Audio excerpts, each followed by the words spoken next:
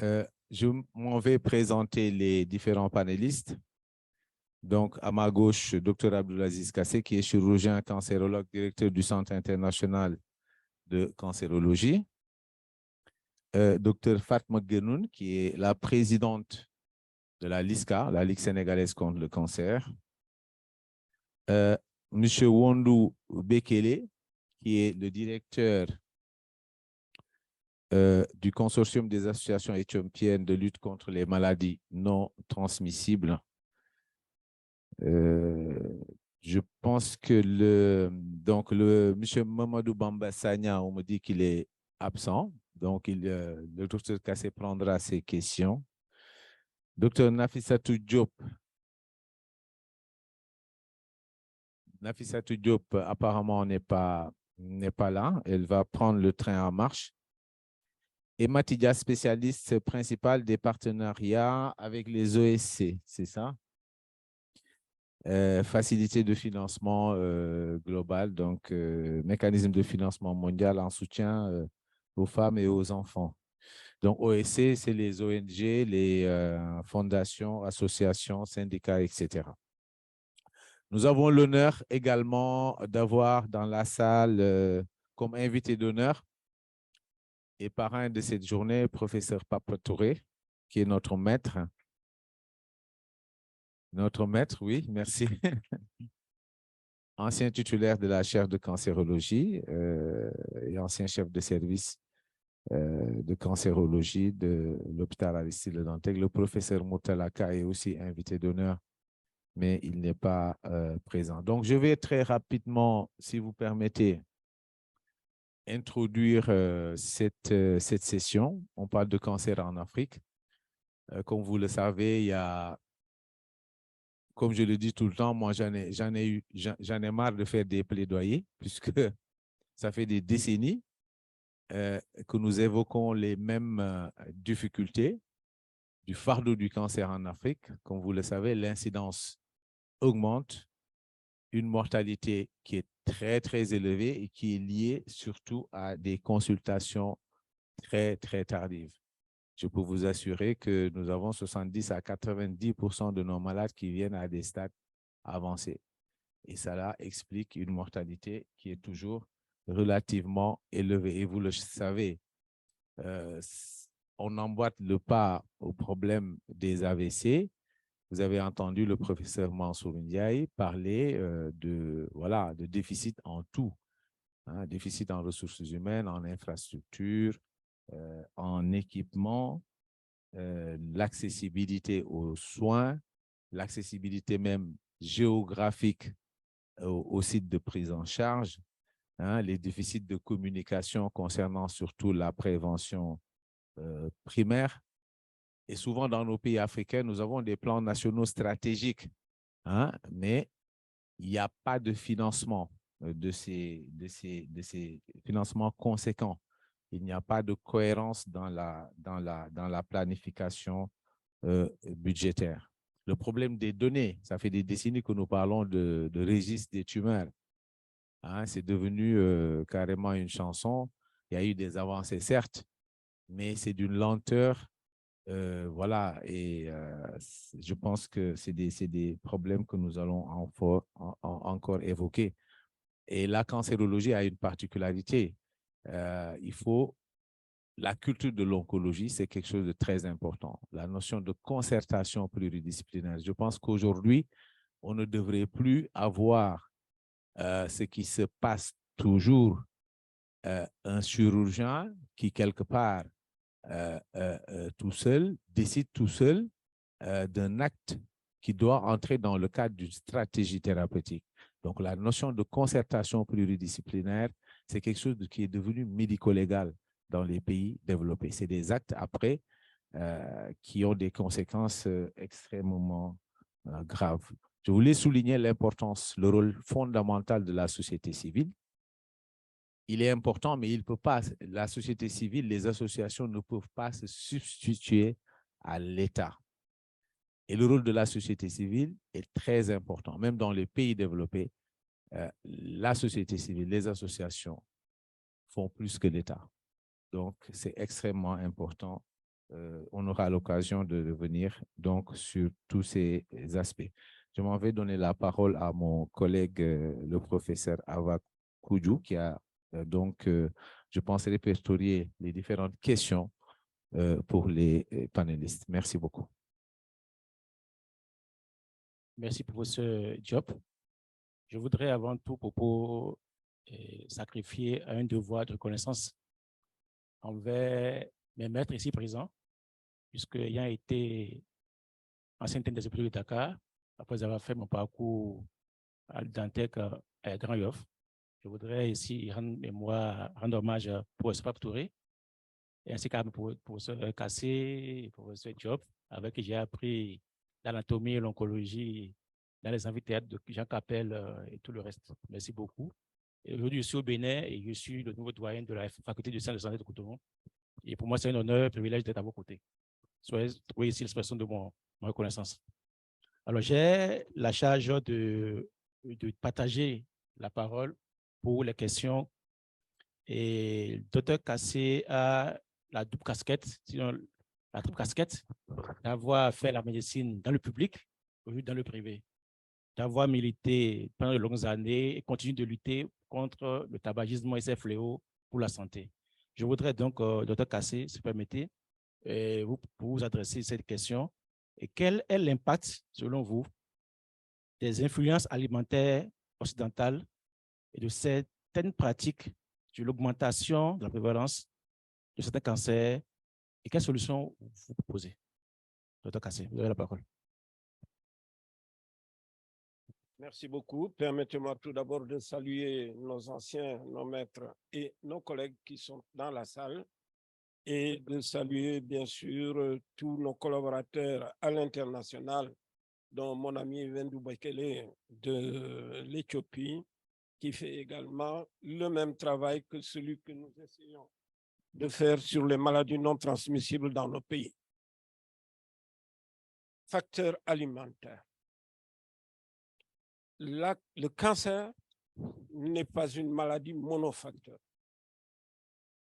Le cancer est un ensemble de maladies dans lesquelles un ensemble de facteurs concourent à faire évoluer un groupe de cellules vers des cancers. Aujourd'hui, nous parlons de maladies non transmissibles. Et dans les maladies non transmissibles, 5 grands facteurs. Le premier d'entre eux s'appelle le tabac. Le second s'appelle l'alcool.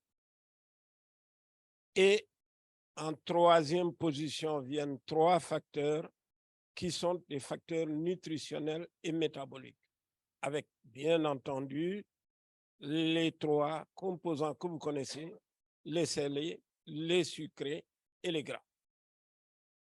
Alors, il est clair que la plupart de ces facteurs ou de ces 5 facteurs dont je vous ai parlé sont évitables. Et ça, c'est vraiment important.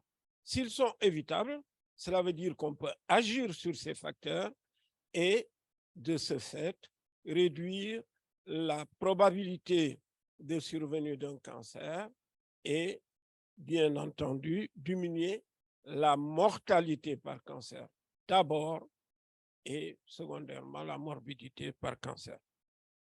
Les facteurs du nutritionnel jouent un rôle dans environ 20 à 30% des cancers. Il faut comprendre que certains de ces facteurs diminuent le risque de faire un cancer et d'autres augmentent le risque de faire un cancer. Ceux qui diminuent le risque de faire un cancer sont bien sûr les fruits, les légumes crus, les poissons, les fruits de mer et en fait tout ce qui contient des fibres alimentaires.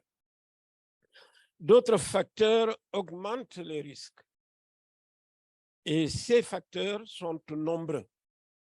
On ne peut pas tous les citer, mais globalement, on peut les classer en certains nutriments, tels que les viandes rouges, les charcuteries, les aliments à forte densité calorique, bien sûr les salés, les sucrés et les gras, mais également entrent en ligne de compte les modes de cuisson.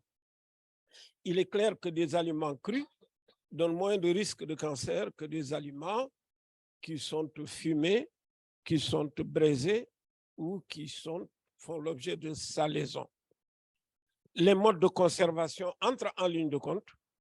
Ce sont les salaisons, les fumées, mais également des substances qu'on y met pour mieux conserver les aliments, les nitrates, les nitrites, d'autres additifs et contaminants alimentaires. Il est clair que les modes de consommation jouent également un rôle. Ces alimentations qui se font de façon un peu anarchique n'ont rien à voir avec une alimentation structurée, organisée. L'allaitement, on n'a jamais dit assez tous les bienfaits que pouvait avoir l'allaitement sur la réduction du risque de certains cancers, dont le sein. Le surpoids, maladie du 21e siècle. L'obésité et le surpoids sont en croissance extraordinaire dans tous les pays du monde, y compris les pays en développement. Avec son corollaire, bien sûr, la sédentarité. Si on y rajoute les alcools, je crois qu'il y a là un cocktail explosif pour montrer que les facteurs alimentaires peuvent jouer un rôle extrêmement important dans la survenue et l'évolution des cancers. Quelles sont les solutions? Le cancérologue n'existe pas. Là où on cherche un individu, on ne devrait retrouver qu'une équipe pluridisciplinaire dans laquelle il y aurait plusieurs acteurs, des politiques jusqu'aux acteurs les plus élémentaires de la société civile doivent jouer leur rôle chacun dans le problème de la lutte contre le cancer. Mais j'ai compris très tôt qu'il était important d'impliquer la société civile. Mais gardons encore deux choses, Mamadou Diop vient de le dire, le rôle de la société civile. Il n'est pas du rôle de la société civile de se substituer à la gouvernance sanitaire. Il n'est pas du rôle de la société civile de venir en concurrence avec la gouvernance sanitaire. Par contre, il est extrêmement important, comme il l'a fait, comme nous le faisons tous depuis plus de 40 ans, il faut un plaidoyer le plus loin possible. Nous nous y sommes attelés. Je me suis retrouvé à la tribune des Nations Unies, à la tribune de l'Union européenne et dans plusieurs organes de la gouvernance nationale et internationale de tous les présidents qui sont passés depuis le temps, tous les ministres, etc. Pourquoi? Pour un changement de politique. Tant qu'il n'y aura pas une politique de prise en charge des cancers, il ne se passera pas grand-chose. Les soins à eux tout seuls ne suffiront pas, encore moins la formation et tout le reste. Le deuxième élément qui me paraît important, c'est le changement de comportement. La sensibilisation de toutes les populations permettrait un changement de comportement qui réduirait de façon significative l'exposition aux facteurs de risque. Mais il est clair que ni le changement de politique tout seul, ni le changement de comportement tout seul ne pourront pas faire l'affaire. Il faudra de la régulation. Quand je parle de régulation, je pense un peu à des organes comme la Food and Drug Administration aux États-Unis qui, en fait, régulent l'exposition à ces facteurs de risque.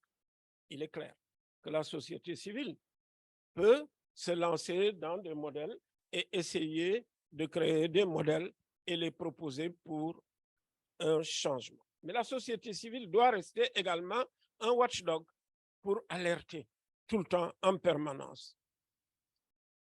Cette discipline doit être une discipline multisectorielle.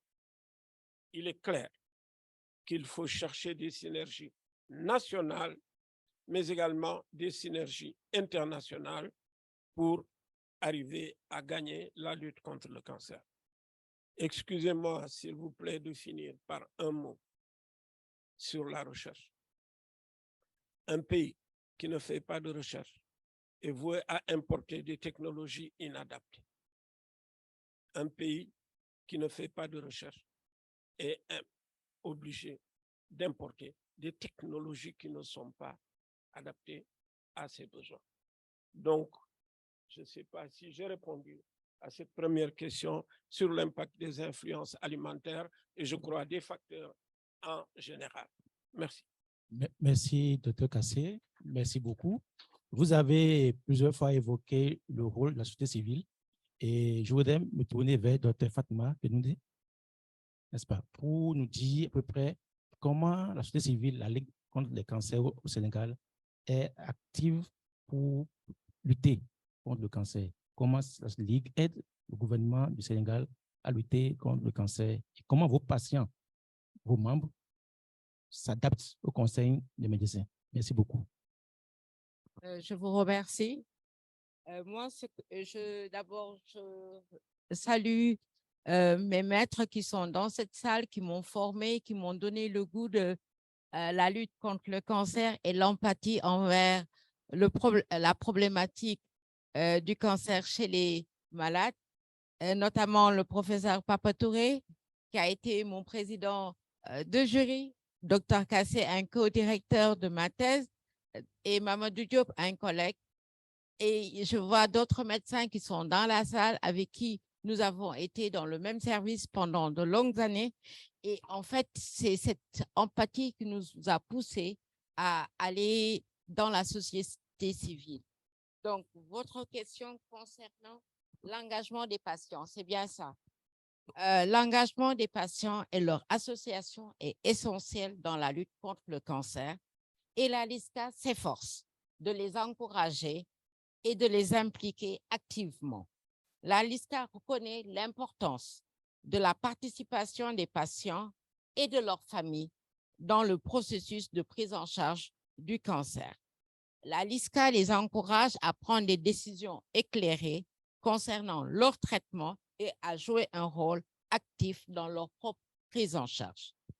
La LISCA collabore avec des associations de patients atteints de cancer pour établir des liens solides. Elle soutient ces associations dans leurs activités de sensibilisation, de soutien aux patients et de plaidoyer. La LISCA, c'est-à-dire la Ligue sénégalaise contre le cancer, organise des groupes de parole, des groupes de soutien pour les patients et leurs familles en offrant un espace où ils peuvent partager leurs expériences, se soutenir mutuellement et recevoir des conseils précieux. La LISCA prend en compte les commentaires et les besoins des patients dans la planification et la mise en œuvre de ces programmes de lutte contre le cancer. Elle s'efforce aussi de répondre aux préoccupations des patients et d'adapter ses services en conséquence. La LISCA fournit des ressources d'information, d'éducation aux patients pour qu'ils comprennent mieux leur maladie, leurs options de traitement disponibles et les mesures préventives. Elle encourage également les patients à poser des questions et à chercher des informations. La Ligue sénégalaise contre le cancer encourage les patients et leurs familles à participer à des événements de sensibilisation et à des campagnes de lutte contre le cancer. Cela permet de donner de la visibilité à la cause et de sensibiliser davantage la société. Je vous remercie. Merci, docteur, pour cette passion qu'on sent dans vos propos. Je voudrais à présent aller vers l'Éthiopie. Sir Wundu Bekele, we flow for you. I have two questions for you. Do you know me? Okay. My first question is, what advice can you give to families affected by cancer? And what you work for your association in Ethiopia for help government policy? I take the floor.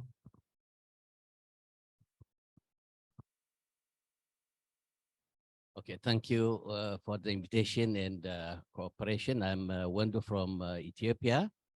By the way, cancer is a special connection with me because I lost my son due to leukemia.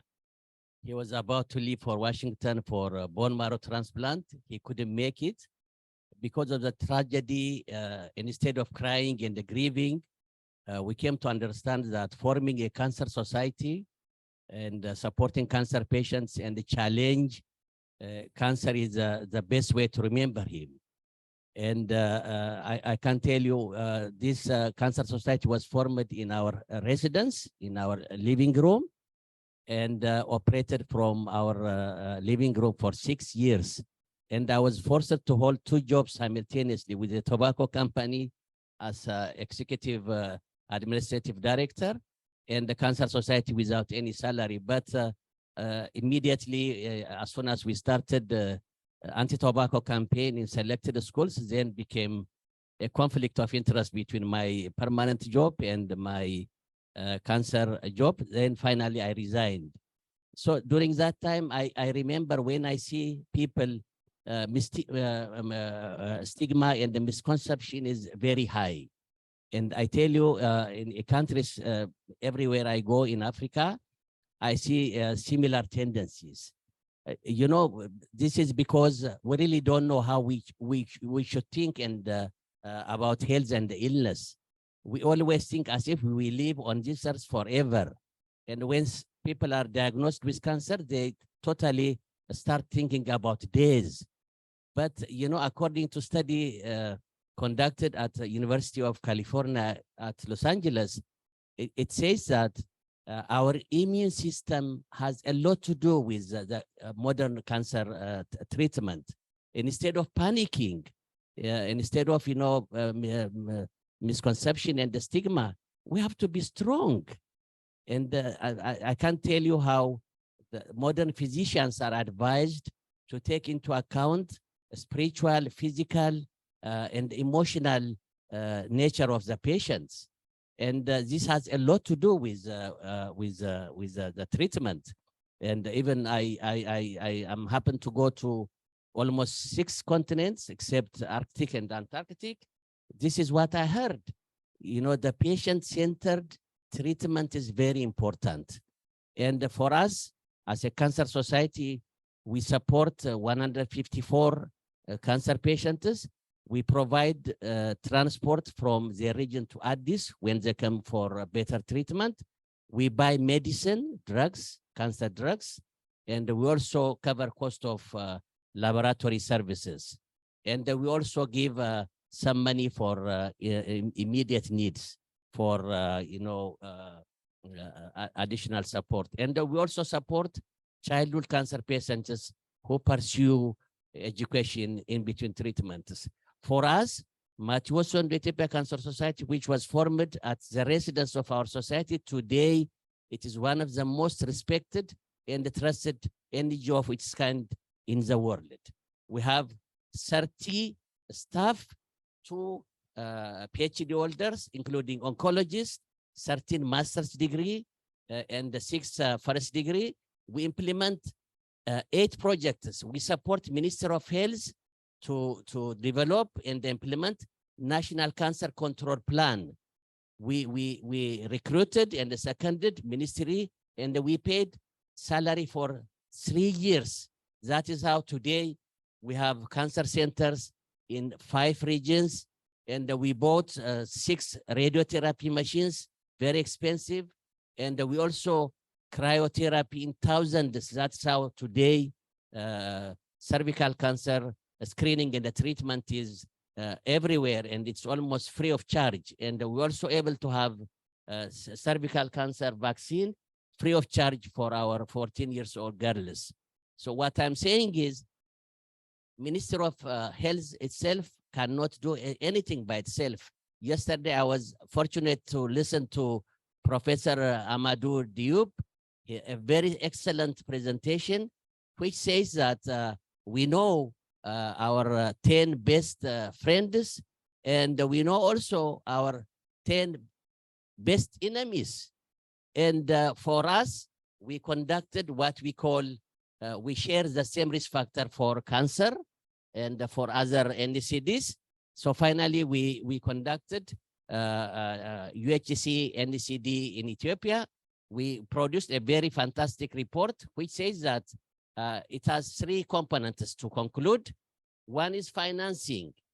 Imagine in Africa, as Professor Amadou said, we know our enemies, we know our friends, but we are not acting. Go to Philippines.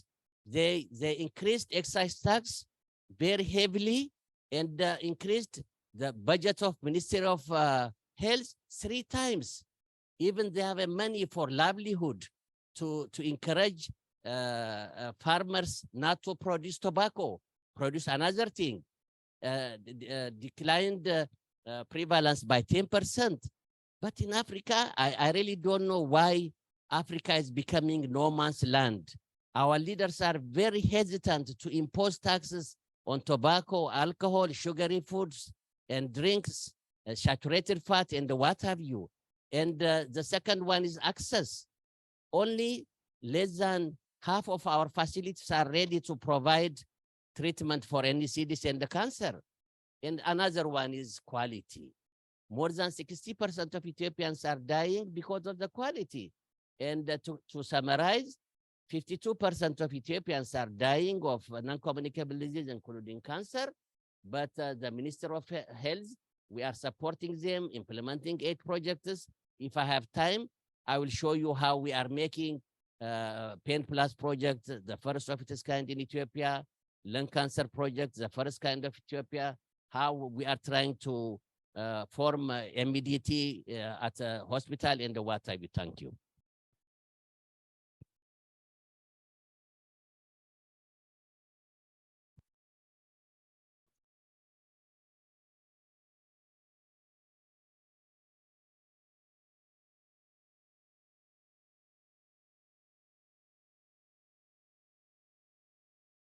Je disais, nous allons donner la parole à Mme Matidia. Quand on parle de cancer en Afrique, cela entraîne des dépenses appauvissantes.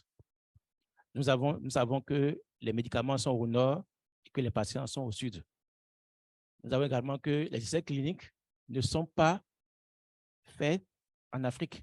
Or, les patients sont ici. Alors, en tant que spécialiste de financement, comment vous pensez qu'on peut mettre en place des stratégies pour financer localement la recherche et la prévention ainsi que la lutte contre les cancers, particulièrement les cancers de la femme, qui paie, elle, un lourd fardeau pour ces cancers-là? Vous avez la parole. Je vous remercie, je salue tout le monde et je vous remercie pour cette invitation. C'est un plaisir de me joindre à vous pour cette importante discussion qui est liée à la session précédente, justement. Et d'abord, j'aimerais peut-être faire un petit rappel avant de répondre à votre question. C'est que le cancer féminin en Afrique et le cancer qui contribue à une très, très forte mortalité. Déjà dans le monde, mais en Afrique subsaharienne, les cancers féminins sont un fardeau, un lourd fardeau. Et avant de répondre à la question sur le financement, j'aimerais peut-être rebondir sur l'aspect de Dr Bekele qui parlait des stigmas liés au cancer, des stigmas culturels, des stigmas socioculturels. J'ai moi-même perdu mon père d'un cancer il y a 30 ans en arrière et une belle-sœur de 32 ans d'un cancer du sein il y a 3 ans. Les perceptions et les stigmas n'ont pas changé. N'ont pas changé depuis. Donc, il y a un élément très, très important avant de parler de traitement et de recherche. Un élément important sur lequel on doit se concentrer, qui est vraiment cet élément sur la perception, sur ce qu'est le stigma. Donc, avant d'aller chercher l'argent, je pense qu'on a un devoir, et vous me permettez de m'appuyer sur ça, on a vraiment un devoir d'informer, d'éduquer, de savoir qu'est-ce que c'est que le cancer, et pas seulement au niveau des patients, mais au niveau des familles, au niveau du personnel médical. J'ai accompagné cette belle-sœur il y a 3 ans dans un hôpital ici au Sénégal. Et la première question qu'on lui a dit, c'était, comme disait Dr Kassé, c'est quand on va se présenter, c'est trop tard. C'est trop tard et là, ça coûte plus cher pour le traitement. D'accord? Et pourquoi la première question, c'est pourquoi vous êtes venu si tard? Vous avez 2 masters. Donc, ce n'est pas une question d'éducation, C'est vraiment une question de comment détecter, comment savoir qu'on a le cancer et comment faire pour que cette prise en charge, déjà au niveau du screening, de la détection, comment détecter et comment faire ce traitement. Donc, je voulais juste vraiment parler sur cet aspect de stigma qui est vraiment quelque chose qui est très lourd et qui me tient à cœur. C'est pour ça que je voulais commencer par ça. Ensuite, sur ce qui concerne le financement. On est dans des pays où, et la Covid nous l'a rappelé, où, comme vous disiez, les médicaments sont faits au nord et la consommation, elle est au sud. Mais je pense que tout d'abord, il faut qu'on se rende compte que l'aide publique au développement est en train de rétrécir énormément. Cette aide est en train de rétrécir. Donc, ça veut dire quoi? Ça veut dire que les pays, de plus en plus, doivent se focaliser sur le financement domestique. Les précédents panélistes l'ont dit, le financement, le cancer n'a pas assez d'attention au niveau politique. Je pense qu'il y a d'abord, avant de penser au financement, les stratégies sont là, elles existent depuis longtemps, on a des stratégies qui sont là, mais qui peinent à être mises en œuvre. Pourquoi? Parce qu'il n'y a pas de financement et de budget derrière cette stratégie. Donc, l'aide publique au développement diminue. On doit se concentrer sur l'argent qui est là, qui est disponible. Comment trouver cet argent? Il n'est pas seulement au niveau des ministères de santé. Et Dr Kassé l'a dit tout à l'heure, ce n'est pas seulement un problème de santé, il faut regarder au niveau des ministères des Finances, il faut aussi regarder au niveau des différentes régulations et taxations, au niveau de la fiscalité. Est-ce qu'on taxe assez les produits nocifs qui sont le tabac, qui sont les produits sucrés, et les autres produits, on ne va pas aller au-delà, mais il y a cet aspect fiscal qui va vraiment au-delà de l'aspect du ministère de la Santé, parce qu'on a souvent tendance à dire, voilà, on va chercher l'argent au niveau du ministère de la Santé. Ce n'est pas seulement la responsabilité du ministère de la Santé, il y a le ministère de l'Éducation. Donc, essayer d'aller faire une analyse fiscale des différentes institutions et structures qui sont locales. Il y a également un partenariat public-privé. Est-ce qu'on mobilise assez le secteur privé pour qu'il contribue parce que le secteur privé contribue à certains facteurs de risque pour le cancer? Est-ce que ce secteur privé est aussi mobilisé pour le financement du traitement du cancer, pas seulement pour les médicaments, pour financer la recherche, mais aussi pour s'assurer que les services sont là et ils sont disponibles. Il faut aussi investir sur tout ce qui est la couverture maladie universelle. Et pour cela, il faut intégrer la prise en charge des cancers dans un paquet essentiel de services, surtout au niveau communautaire, parce que les précédents panélistes l'ont dit, ce n'est pas seulement dans la prise en charge, mais c'est dans la détection. Et une détection précoce fait que la prise en charge, elle est beaucoup moins chère. Donc, il y a des mécanismes au niveau local qui existent pour voir les différentes sources de financement local qui peuvent financer non seulement l'information, la désinformation, mais aussi trouver des moyens locaux à travers les différents secteurs, comme il a été dit plus tôt, des secteurs qui vont contribuer. Le secteur privé a sa responsabilité. Il y a aussi l'aspect fiscal, taxation qu'on peut intégrer à ça. Et enfin, j'aimerais aussi parler des différentes fondations qui sont sur place, de la philanthropie au niveau local qui peuvent financer le cancer et la prise en charge des cancers au niveau pas du Sénégal, mais en général de l'Afrique. Je vous remercie. Merci beaucoup. Alors, merci à l'ensemble des panélistes. On a un problème de temps. Nous devons absolument finir dans 15 minutes. Donc, nous allons tout de suite passer la parole au public s'il y a des questions. Juste dire un mot par rapport à… Je pense que le leadership politique national est interpellé. Moi, j'ai assisté il n'y a pas longtemps à l'appel de Dakar, donc au CICAD, où on a parlé des maladies non transmissibles. Le problème est le même. Nous faisons que du plaidoyer. Depuis des décennies, nous faisons du plaidoyer. Je pense que l'engagement politique national, parce que c'est une question de budget, comme vous l'avez dit, nous devons compter sur nos propres ressources. Les maladies non transmissibles, ce n'est pas les maladies infectieuses.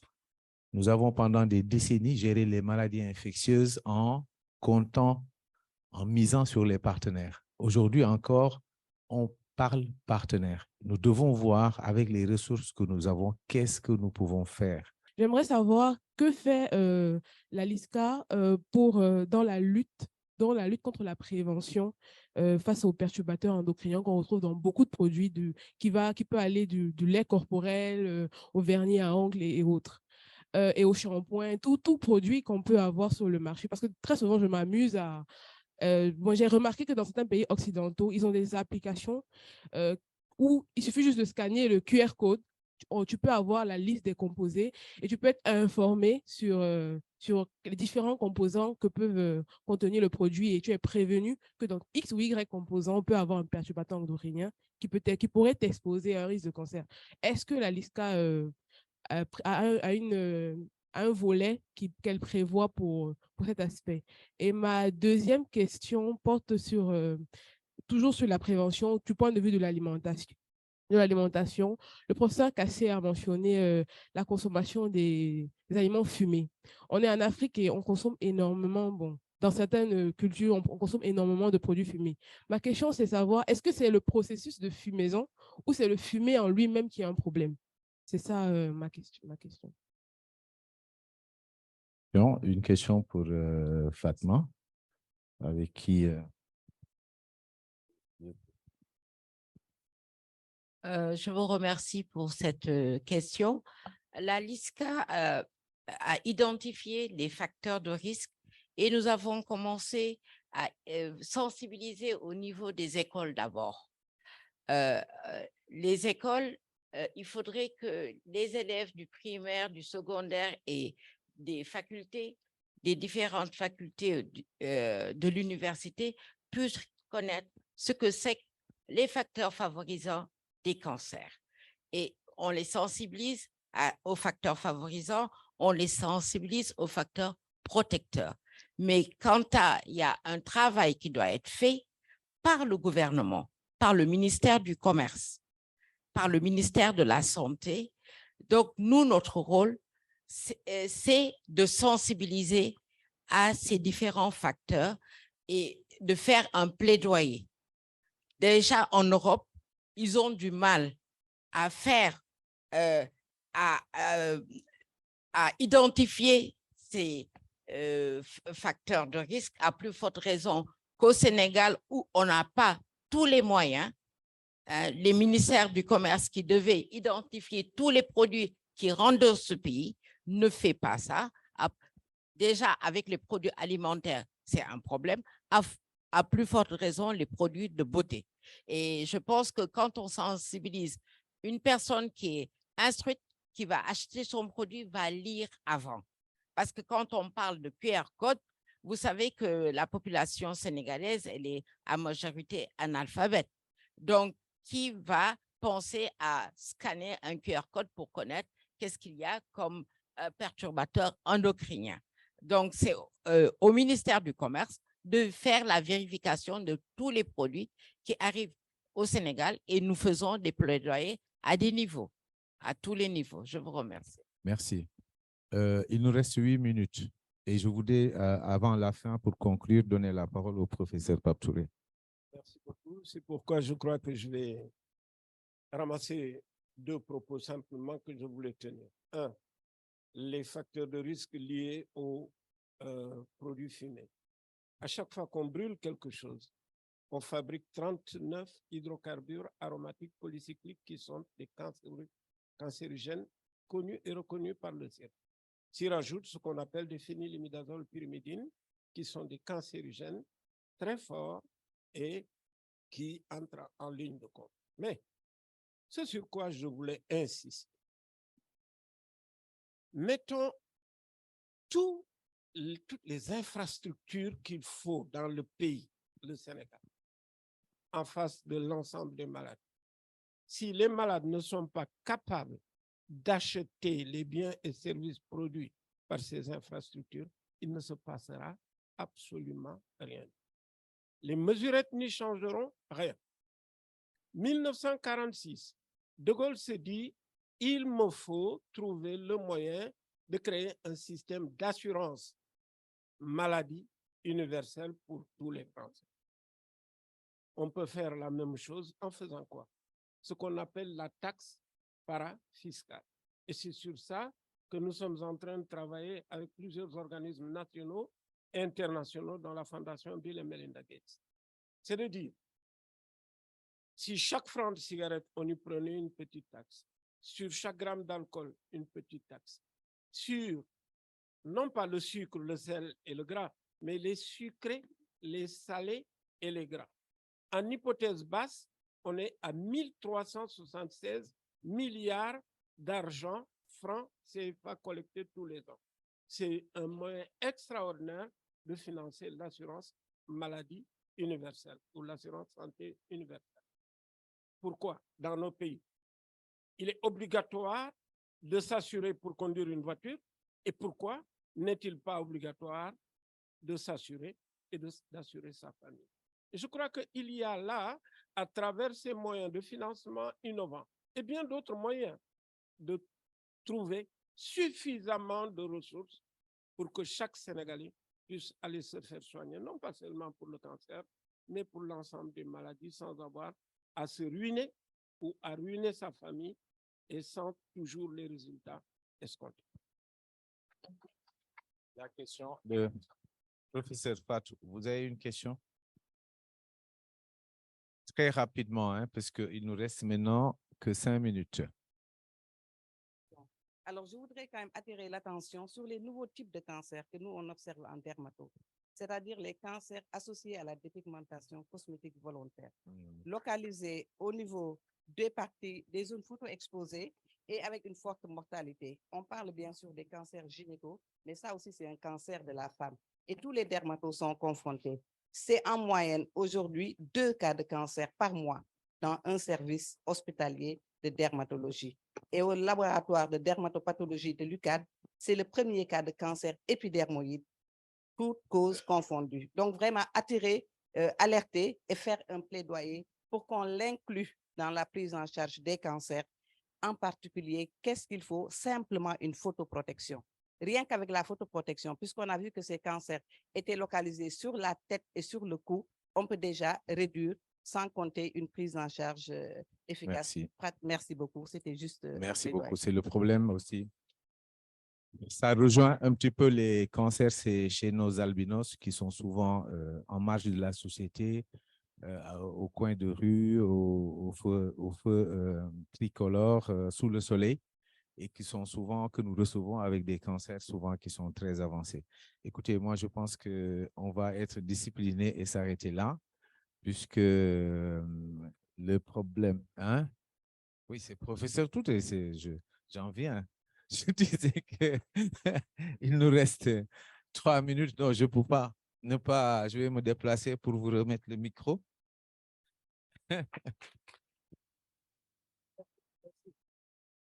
Merci. Beaucoup d'entre vous ne me connaissent pas. Je suis un homme du passé, mais j'assume le passif. J'ai vécu la cancérologie depuis plus de 50 ans. J'ai vécu ce qui s'est passé il y a 50 ans, ce qui s'est passé il y a 40 ans, 30 ans, 10 ans et ce qui se passe maintenant. Le thème de votre débat, c'était aujourd'hui les stratégies de prévention. Je crois qu'il faut, Eva Cole l'a dit tout à l'heure, elle a parlé de distinguer la santé et la maladie. Je crois que l'essentiel aujourd'hui, c'est la volonté politique de nos gouvernants d'agir en direction des maladies non transmissibles. Vous interrogez chaque spécialité. Aujourd'hui, les dermatologues ont parlé, dans chaque spécialité, il y a des facteurs connus, répertoriés, qui sont des facteurs de cancer et pour lesquels on ne fait rien. Prenez le cas du ministère du Commerce. Est-ce que le ministère du Commerce est compétent pour identifier les produits chimiques cancérigènes? Non, il ne l'est pas. Deuxièmement, le ministère de la Santé n'a pas les éléments d'information nécessaires pour promouvoir une prévention. C'est l'État, dans son ensemble, qui devrait prendre en charge la création d'une structure supraministérielle, une structure d'État qui gère l'ensemble de ces problèmes et qui propose des solutions. je me promène dans les hôpitaux pour des raisons familiales et personnelles. Quand on voit les coûts de la santé aujourd'hui, le coût des soins, on est effaré parce qu'on n'est pas capable d'y faire face. Et cette santé, ces soins, il faut les financer. Et il faut les financer avec nos moyens propres. Il y a les taxes, mais il y a l'assurance maladie universelle. Il faut que tous les Sénégalais, où qu'ils soient, il y a les taxes, je suis d'accord, mais le Sénégalais, où qu'il soit, quelles que soient ses activités, paye de façon régulière une taxe qui va être investie dans la santé. Moi, je suis rassuré parce que, bon, j'ai entendu le président dire l'autre jour, il faut parler aux femmes directement du cancer du sein. Cela veut dire maintenant qu'on en parle. De bon temps, on n'en parlait pas. C'est déjà en progrès. Il faut maintenant amener. Il faut pas se lasser de plaider. Je crois qu'il faut plaider. Il en va de l'avenir de nos pays. Parce qu'il y a des changements de comportement qui induisent des cancers. Il faut revenir sur ces changements de comportement et faire le contraire. Et ça, c'est un problème qui est africain. Nous avons pris des habitudes avec l'urbanisation qui sont de mauvaises habitudes. Il faut revenir à nos habitudes ancestrales. On ne mangeait pas de sucre parce qu'on n'avait pas d'argent pour acheter du sucre. On ne mangeait pas d'huile, bien qu'on produisait de l'huile. On ne mangeait pas de riz parce qu'on n'avait pas de quoi acheter du riz. On mangeait du mil, on mangeait du sorgho, on mangeait du niébé. Tous ces produits-là existent, nous pouvons les produire et nous ne les mangeons plus. Donc la mondialisation a un côté négatif et régressif pour l'Afrique. Il faut que l'Afrique prenne conscience que cette mondialisation la précipite dans le néant parce que simplement nous n'aurons pas les moyens de faire face à ces maladies non transmissibles. Les maladies transmissibles, c'était des pics, c'était des épidémies, des pandémies parfois, mais ça ne durait pas longtemps. Alors que là, nous allons vers une situation de santé qui est durablement négative et pour lesquelles le prix va être de plus en plus fort et que nous ne pourrons pas payer. Voilà un peu ce que je voulais dire pour terminer. Absolument. Je pense que c'est une bonne conclusion. Je vais un peu... Bon, voilà. Il demande tordre le bras au protocole. Vous avez dit 1 minute. Okay. Sorry, I have to acknowledge how in Africa, in tobacco control, this guy, Professor Kase, is the most respected and loved. Because of him, as Ethiopian, we managed to pass one of the toughest tobacco law on tobacco and alcohol in Africa. And I was a recipient of WHO 2020 award because of him. But I have to say thank you. He's our leader. Because of this. By the way, I am a recipient of 5 international awards because of these guys, and I have to acknowledge. Thank you very much. Merci beaucoup. Donc, on va s'arrêter là. Merci à tous les panélistes. Les questions, je pense qu'il y en aura toujours.